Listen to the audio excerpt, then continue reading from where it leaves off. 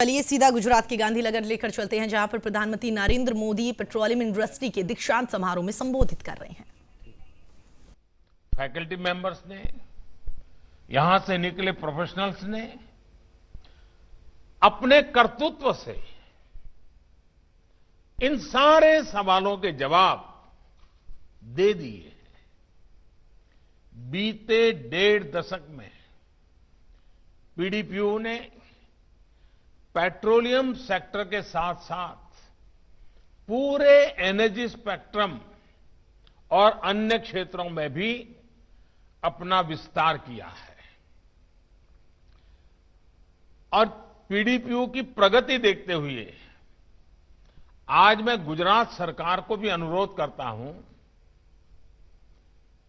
कि जब मैं इस काम पे शुरू में सोच रहा था, तब मेरे मन में था कि एक पेट्रोलियम यूनिवर्सिटी, क्योंकि गुजरात पेट्रोलियम क्षेत्र में आगे बढ़ना चाहता था। लेकिन अब जिस प्रकार से देश और दुनिया की रिक्वायरमेंट है, जिस प्रकार से इस यूनिवर्सिटी ने अपना रूप लिया है, मैं गुजरात सरकार से आग्रह करूंगा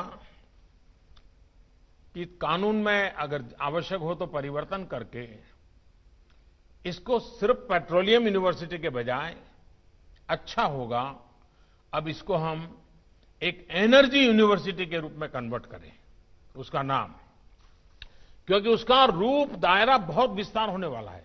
और आप लोगों ने इतने कम समय में जो कमाया है, जो देश को दिया है, शायद एनर्जी यूनिवर्सिटी इसका विस्तार बहुत बड़ा लाभकर्ता देश को होगा। पेट्रोलियम यूनिवर्सिटी कल्पना मेरी ही थी और आज मेरी ही कल्पना का विस्तार करते हुए मैं पेट्रोलियम की जगह पे पूरा एनर्जी सेक्टर को इसके साथ जोड़ने के लिए आपसे आग्रह करता हूं। आप लोग विचार कीजिए, अगर ठीक लगता है मेरा सुझाव तो उस पर देखिए। यहां स्थापित होने जा रहे 45 मेगावाट का सोलर पैनल मैन्युफैक्चरिंग प्लांट हो या centre of excellence on water technology, देश के लिए पीडीपीयू के लार्जर विजन को भी ये प्रकट करता है। साथियों, आज आप ऐसे समय में इंडस्ट्री में कदम रख रहे हैं, यूनिवर्सिटी से निकल करके इंडस्ट्री की तरफ बढ़ रहे हैं, जब पैंडेमिक के चलते पूरी दुनिया के एनर्जी सेक्टर में भी बड़े बदलाव हो रहे हैं। ऐसे में आज भारत में एनर्जी सेक्टर में ग्रोथ की, एंटरप्राइज स्पिरिट की, एम्प्लॉयमेंट की असीम संभावनाएं हैं। यानी आप सभी सही समय पर सही सेक्टर में पहुंचे हैं। इस दशक में सिर्फ ऑयल एंड गैस सेक्टर में ही लाखों करोड़ रुपए का निवेश होने वाला है। इसलिए आपके लिए रिसर्च से लेकर मैन्युफैक्चरिंग तक अवसर ही अवसर है। साथियों, आज देश अपने कार्बन फुटप्रिंट की 30 से 35% तक कम करने का लक्ष्य लेकर के आगे बढ़ रहा है। दुनिया के सामने जब ये बात लेकर के मैं गया, दुनिया को अचरज था, क्या भारत ये कर सकता है? प्रयास ये है कि इस दशक में अपनी ऊर्जा जरूरतों में नेचुरल गैस की हिस्सेदारी को हम 4 गुना तक बढ़ाएंगे। देश की ऑयल रिफाइनिंग कैपेसिटी को भी आने वाले 5 सालों में करीब करीब 2 गुना करने के लिए काम किया जा रहा है। इसमें भी आप सभी के लिए अनेक अनेक संभावनाएं हैं। देश की एनर्जी सिक्योरिटी से जुड़े स्टार्टअप इकोसिस्टम को मजबूत करने के लिए भी लगातार काम हो रहा है। इस सेक्टर के आप जैसे स्टूडेंट्स और प्रोफेशनल्स के लिए एक विशेष फंड भी बनाया गया है। अगर आपके पास भी कोई आइडिया हो, कोई प्रोडक्ट हो या कोई कंसेप्ट हो जिसे आप इंक्यूबेट करना चाहते हैं, तो ये फंड आपके लिए एक बेहतरीन अवसर भी है, एक सरकार की तरफ से तोहफा भी है।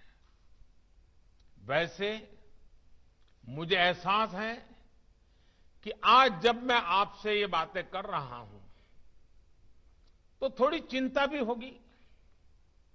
आप सोच रहे होंगे कि कोरोना का समय है, पता नहीं कब सब ठीक होगा, और इनमें से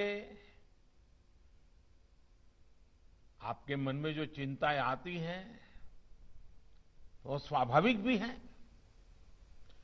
एक ऐसे समय में ग्रेजुएट होना,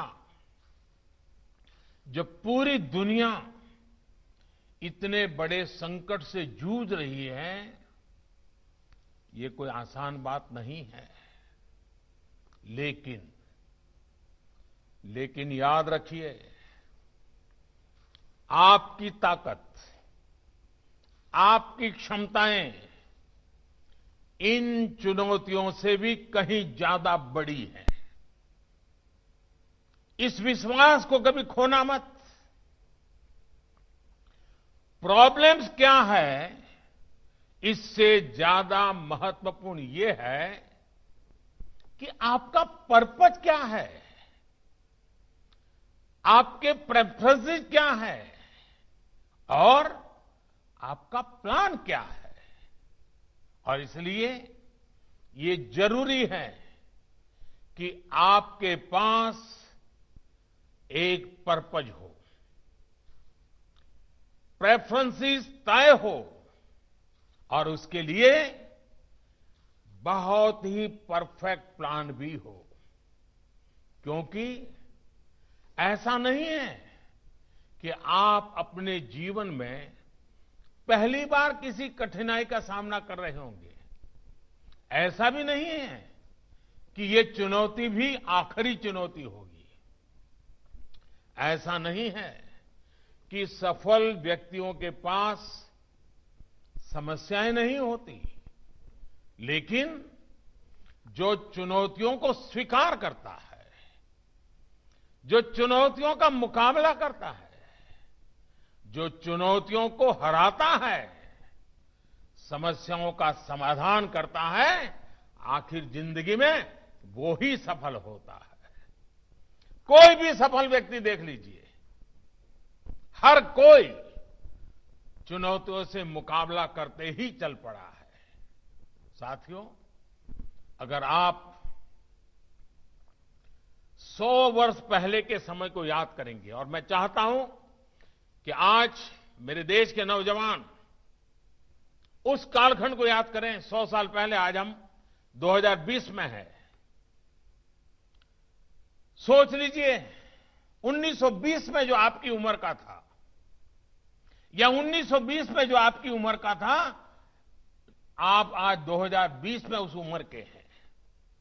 1920 में जो आपकी उम्र का था, उसके सपने क्या थे? 1920 में जो आपकी उम्र का था, उसका जज्बा क्या था, उसकी सोच क्या थी?